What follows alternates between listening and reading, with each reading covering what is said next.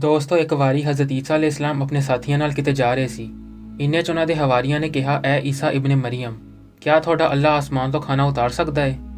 ਇਹ ਗੱਲ ਸੁਣ ਕੇ ਅੱਲਾ ਦੇ ਨਬੀ ਹਜ਼ਰਤ ਈਸਾ अलैहिस्सलाम ਨੇ ਕਿਹਾ, ਲੋਕੋ ਜੋ ਤੁਸੀਂ ਮੋਮਨ ਅਤੇ ਅੱਲਾ ਤੋਂ ਡਰੋ।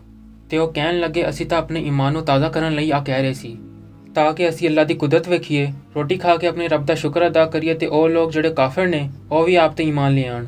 ਇਹ ਸੁਣ ਕੇ ਹਜ਼ਰਤ ਈਸਾ अलैहिस्सलाम ਨੇ ਦੁਆ ਕੀਤੀ ਕਿ ਐ ਅੱਲਾ ਸਾਡੇ ਵਾਸਤੇ ਆਸਮਾਨ ਤੋਂ ਖਾਣਾ ਲਾ, ਤਾਂ ਕਿ ਇਹ ਨਿਸ਼ਾਨੀ ਬਣ ਜਾਏ ਸਾਡੇ ਵਾਸਤੇ ਤੇ ਉਹ ਲੋਕਾਂ ਵਾਸਤੇ ਜਿਹੜੇ ਅੱਗੇ ਆਣਗੇ। ਬੇਸ਼ੱਕ ਤੂੰ ਸਭ ਤੋਂ ਵਧੀਆ ਰਿਜ਼ਕ ਦੇਣੇ ਵਾਲਾ ਹੈ। ਅੱਲਾ ਨੇ ਜਿਵੇਂ ਹੀ ਇਹ ਦੁਆ ਸੁਣੀ ਤੇ ਆਪਣੇ ਨਬੀ ਨੂੰ ਕਹਿਣ ਲੱਗੇ, ਐ ਈਸਾ ਤੇਰੇ ਰੱਬ ਨੇ ਤੇਰੀ ਦੁਆ ਕਬੂਲ ਕਰ ਲਈ ਏ। ਜੇ ਆ ਖਾਣਾ ਉਤਰਨ ਤੋਂ ਬਾਅਦ ਆ ਲੋਕਾਂ ਨੇ ਖਿਆਨਤ ਕੀਤੀ ਤੇ ਇਹਨਾਂ ਤੇ ਸਾਡਾ ਉਹ ਅਜ਼ਾਬ ਨਾਜ਼ਲ ਹੋਏਗਾ ਜਿਹੜੀ ਆने ਵਾਲੀ ਨਸਲਾਂ ਵਾਸਤੇ ਮਿਸਾਲ ਬਣੇਗਾ। ਇਸੀ ਵੇਲੇ ਫਰਿਸ਼ਤੇ ਆਸਮਾਨ ਤੋਂ ਖਾਣਾ ਲਾ ਕੇ ਲਿਆਏ, ਜਿਨ੍ਹਾਂ ਵਿੱਚ 7 ਮਛਲੀਆਂ ਤੇ 7 ਰੋਟੀਆਂ ਸਨ।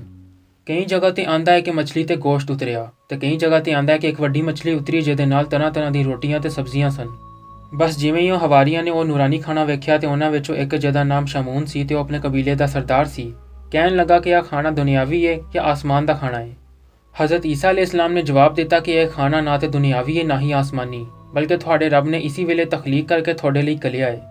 ਹੋਰ ਕਿਹਾ ਕਿ ਇਹਦੇ ਵਿੱਚ ਖਿਆਨਤ ਨਾ ਕਰਿਓ ਤੇ ਨਾ ਕੱਲ ਵਾਸਤੇ ਜਮ੍ਹਾਂ ਕਰਿਓ, ਨਹੀਂ ਤੇ ਖੁਦਾ ਦਾ ਅਜ਼ਾਬ ਤੁਹਾਡੇ ਉੱਤੇ ਆਏਗਾ। ਮਗਰ ਅਫਸੋਸ ਕਿ ਉਹ ਲੋਕਾਂ ਨੇ ਉਹਦੇ ਵਿੱਚ ਖਿਆਨਤ ਵੀ ਕੀਤੀ ਤੇ ਕੱਲ ਵਾਸਤੇ ਲੁਕਾਉਣ ਵੀ ਲੱਗ ਗਏ। ਬਸ ਜਿਵੇਂ ਹੀ ਰਾਤ ਪਈ ਤੇ ਖੁਦਾ ਦੇ ਅਜ਼ਾਬ ਨੇ ਉਹਨਾਂ ਨੂੰ ਆ ਲਿਆ। ਸੁਬਹ ਸਾਜੇ ਉਹਨਾਂ 'ਚ ਕੋਈ ਬੰਦਰ ਬਣ ਗਿਆ ਤੇ ਕੋਈ ਖੰਜ਼ੀਰ, ਤੇ ਉਹ ਸਾਰੇ ਇੱਧਰ ਉੱਧਰ ਨੱਠਣਾ ਸ਼ੁਰੂ ਹੋ ਗਏ। ਅੱਲਾ ਦੇ ਨਬੀ ਹਜ਼ਰਤ ਈਸਾ अलैहिस्सलाम ਨੇ ਆ ਵੇਖ ਕੇ ਅੱਲਾ ਤੋਂ ਦੁਆ ਕੀਤੀ। ਤੀਸਰੇ ਦਿਨ ਉਹ ਮਰ ਕੇ ਇਸ ਦੁਨੀਆ ਤੋਂ ਖਤਮ ਹੋ ਗਏ। ਬੇਸ਼ੱਕ ਅੱਲਾ ਦੇ ਨਾਫਰਮਾਨਾਂ ਦਾ ਆਹੀ ਹਸ਼ਰ ਹੁੰਦਾ ਹੈ।